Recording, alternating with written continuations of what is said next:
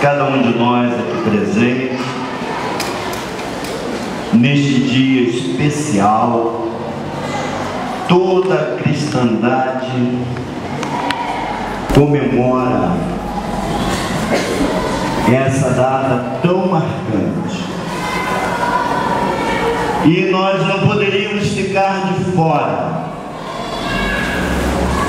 de agradecer a Deus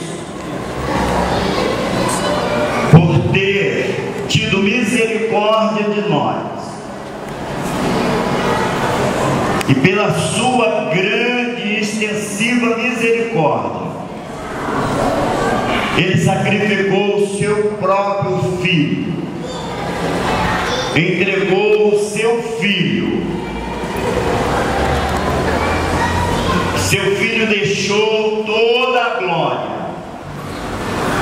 e veio conviver neste mundo de aflição, neste mundo de tribulação, de angústia e de dor. Mas Jesus Cristo, Ele pôde se entregar e cumpriu a sua missão.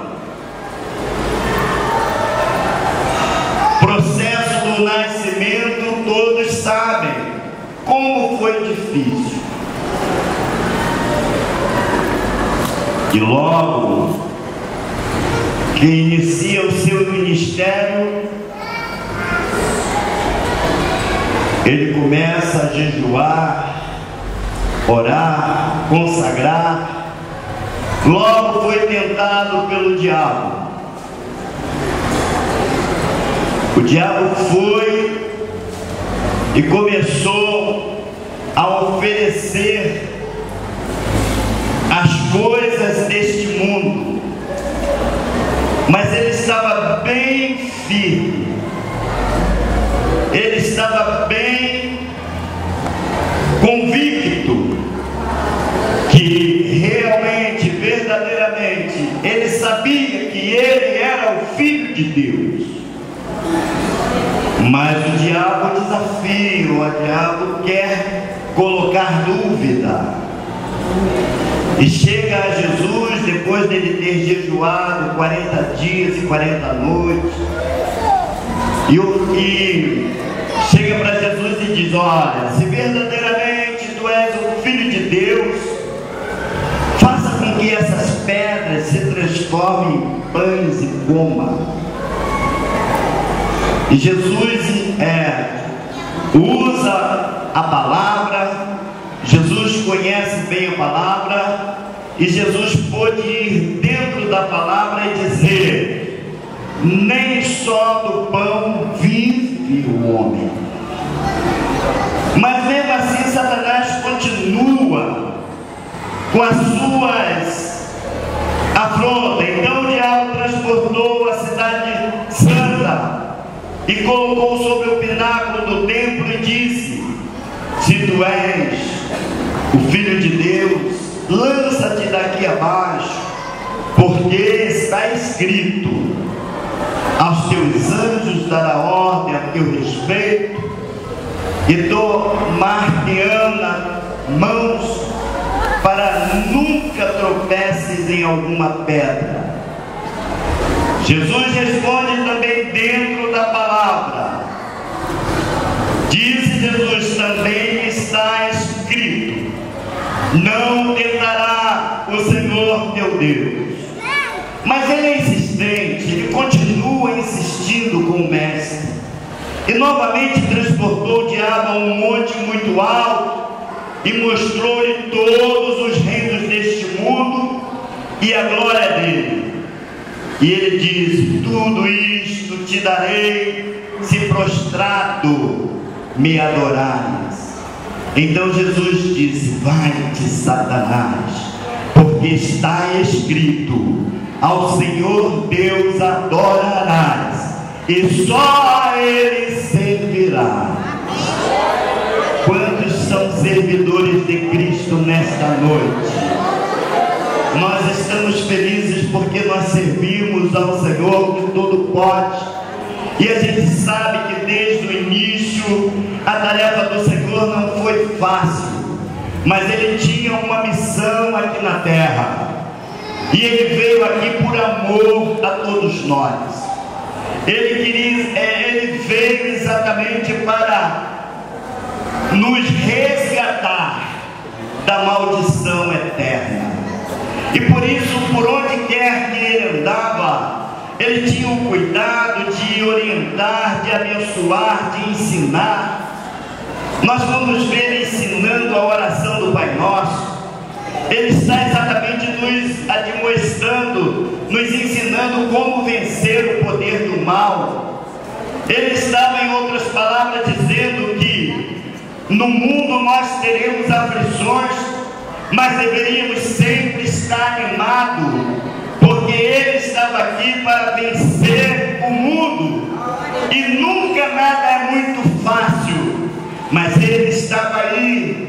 Ele sabia que o fim seria o Calvário, o fim seria a cruz, onde Ele seria crucificado.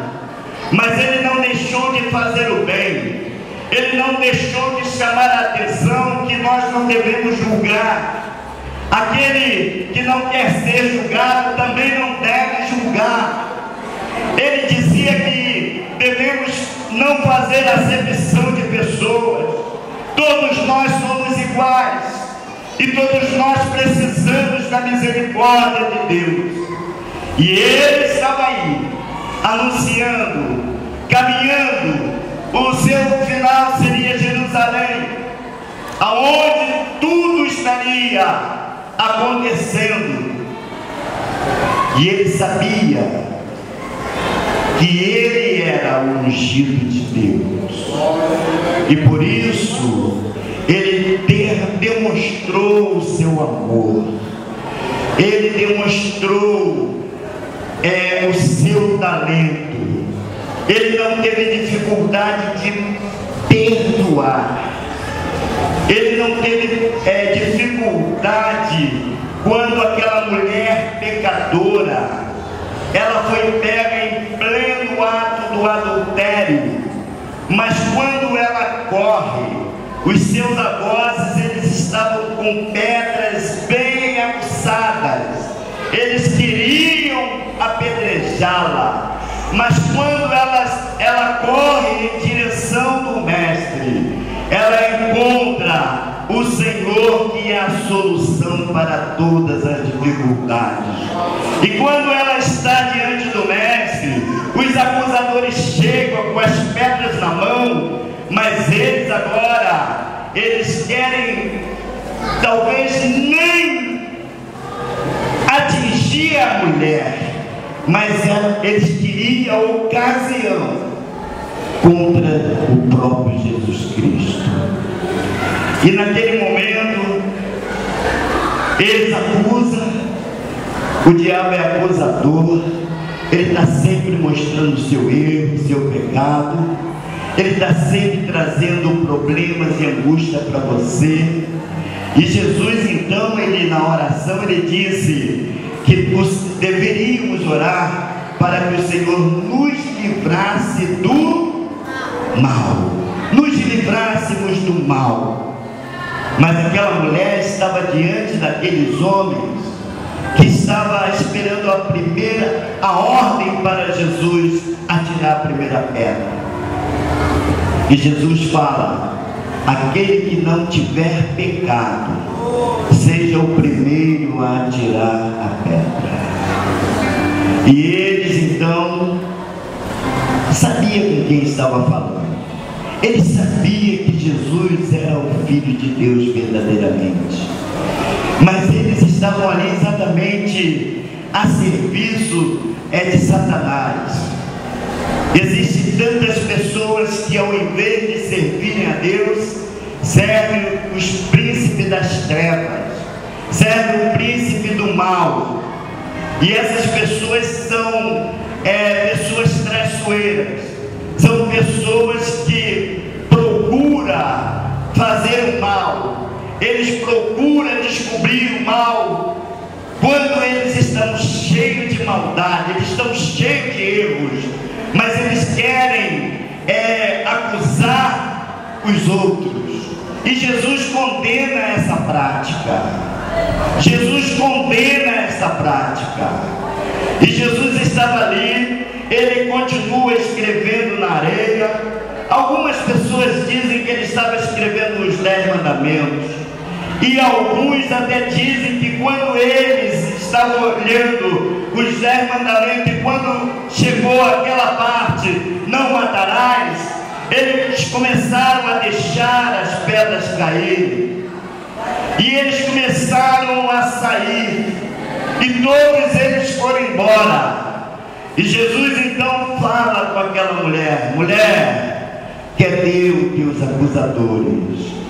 E ela fala: Senhor, não sei.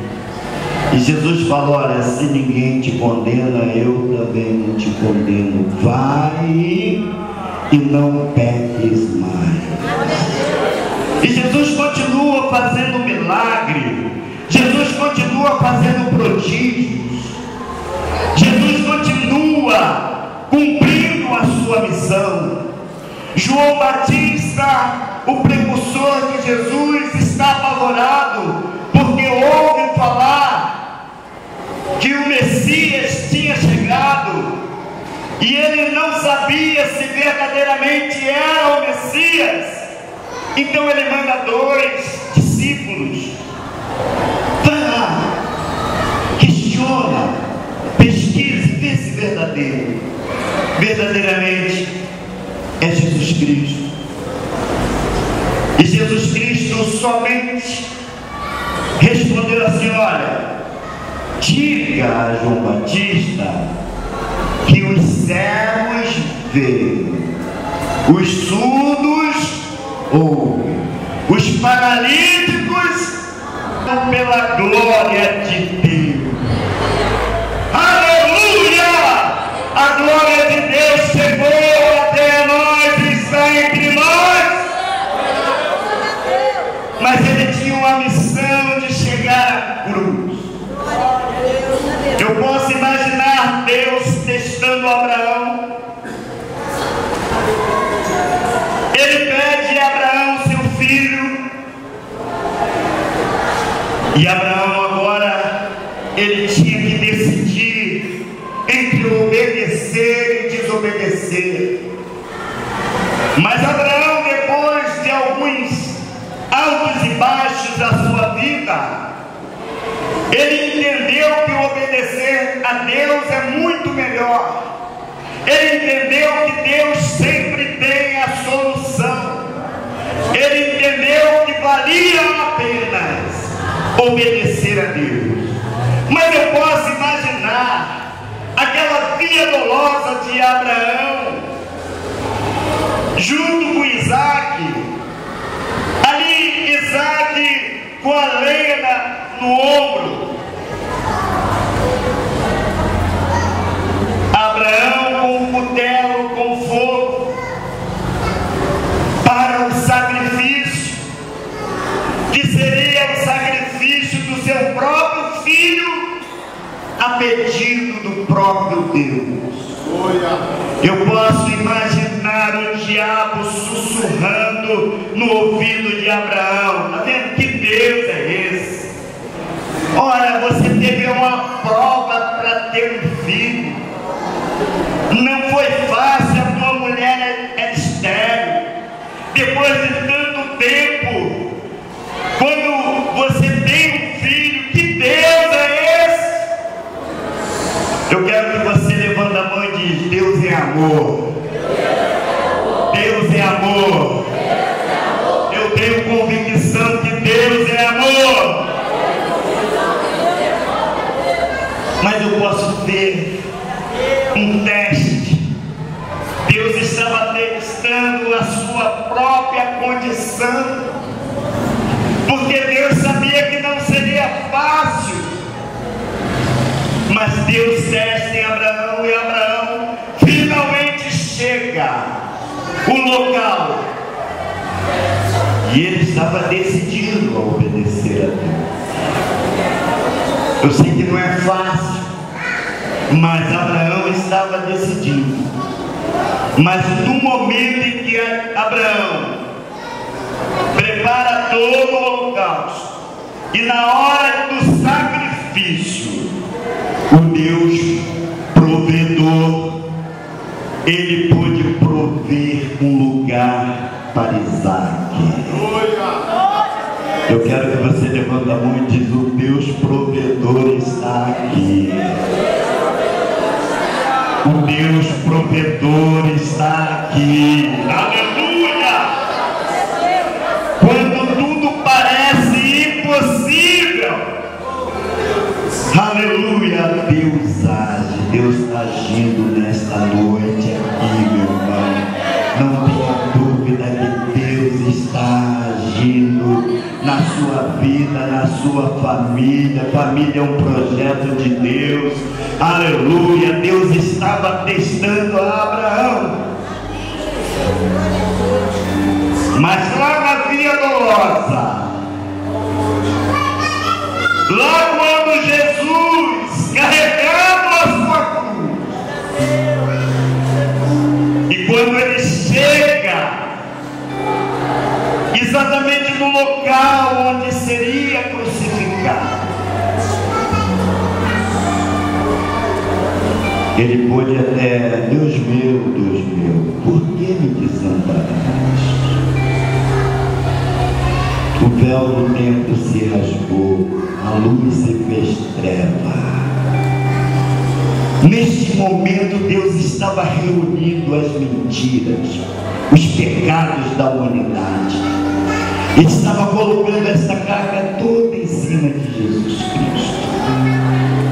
Os meus pecados estavam sobre Cristo.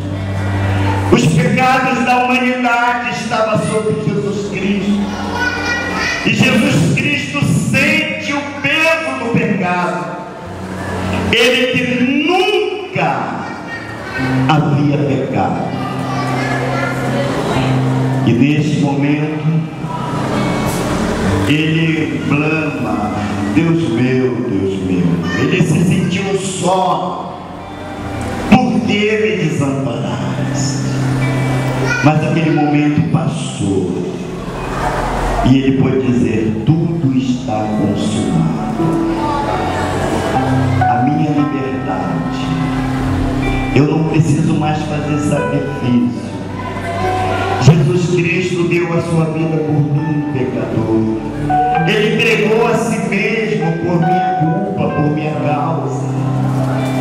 O culpado era eu, era você. Mas no princípio Deus disse que não, sem derramamento de sangue não haveria remissão de pecados. Mas os sacrifícios que se faziam, Deus não podia mais aceitar. Porque as pessoas faziam o sacrifício, mas o seu coração estava pensando outra coisa. E Deus não podia mais aceitar tantos sacrifícios inúteis. E Jesus, na sua trajetória, ele pôde olhar para as pessoas, e ele pôde também alertar as pessoas e dizer que muitos estavam ali por causa da multiplicação dos pães. Muitos estavam ali porque viu Jesus Cristo multiplicar, transformar água em vinho. Muitos estavam ali porque viu Jesus operar milagres difíceis, repreender os demônios, pessoas que estavam acorrentadas. E Jesus Cristo tão somente ministrou a libertação nessas vidas. Então o gadareno foi liberto. Aquela mulher cananeia a libertação da sua filha. E todos sabiam. Mas finalmente chega a última Páscoa. E nessa última Páscoa, todos estavam reunidos, na maior expectativa. Talvez alguns queriam receber alguns elogios, porque Jesus antes, ele estava dizendo exatamente assim: olha, virão dias difíceis, virão dias turbulentos. Reunidos aos discípulos, olha, vocês estão me vendo agora, mas daqui a pouco eu não vou estar mais com vocês. Eu vou para o meu Pai.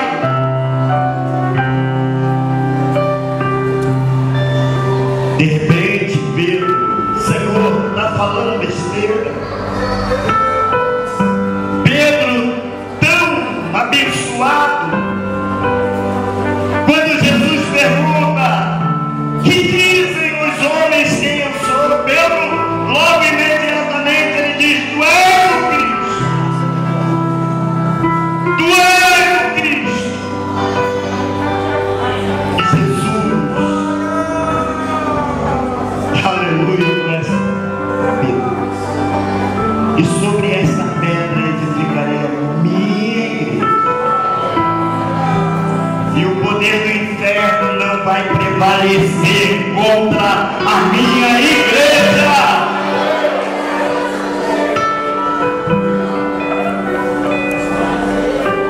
Mas Pedro, logo em seguida, está dizendo: não pode acontecer.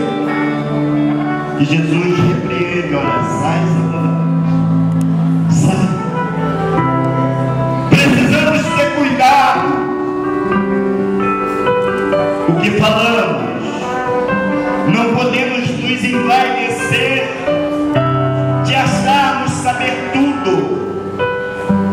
Precisamos estar debaixo da graça, debaixo da unção, debaixo do poder de Deus. Porque Jesus, ele quer abençoar o seu povo. E ele sabia que a sua missão era o Calvário. E finalmente Jesus preso, julgado, e agora ele vai ser crucificado. Os homens não pouparam a oportunidade. Colocou uma coroa de espinho na sua cabeça. Mas ele, como uma ovelha muda, ele não reclamou nada. Ele sabia que ele estava fazendo um sacrifício para que todos nós, hoje nós podemos dizer: Jesus Cristo levou sobre si todo o peso da minha maldade. Hoje eu tenho a liberdade de que Jesus não permaneceu na cruz, morreu, foi sepultado.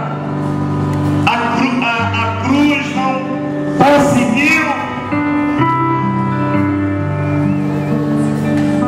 a sepultura não conseguiu, porque ao terceiro dia Jesus ressuscitou.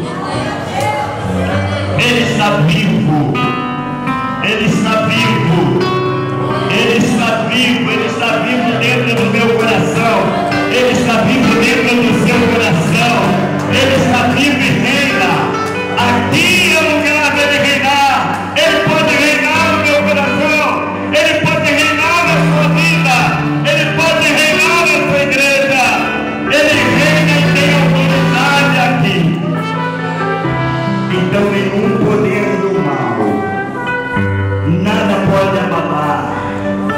Nada pode tirar a minha paz, nada pode tirar a minha esperança. Quando tudo parece perdido, creia que Jesus Cristo é a solução para qualquer que seja o seu problema.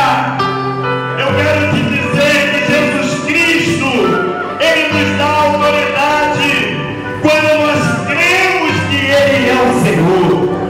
E se Ele é o Senhor da minha vida, Ele pode reinar em mim. Se Ele é o Senhor da sua vida, Ele pode reinar em você.